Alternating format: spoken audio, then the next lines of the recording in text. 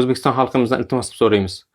Muhammad Nazir ukamizga hozirgi vaqtda ilik ko'chirishimiz kerak. Mana shu farzandim uchun hamma narsaga tayyorman.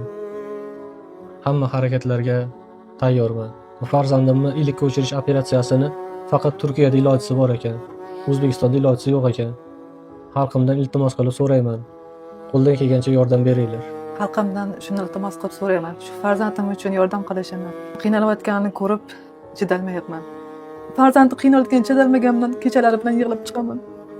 Oyi, menga kor qilmasin, menga yordam bering. Meni bittan olib keting. Doktorga qaytib olgim kelmayapti. Kuni kapelnisa oladi, kechasi ertalabgacha kapelnisa oladi. Hamshiralar ko'rganda qochib yuradi. Iltimos aytinglar, menga kor qilmasin deydi. Qo'llarimni teshib tashlaydi deydi. Ko'karib ketyapti qo'llarim deydi. Iltimos xalqim, shu farzandim uchun yordaminglar, ayamanglar. Pastda uy egalarini katta raqamlarni qo'yib qo'yaman. Qo'llagancha mablag' taraf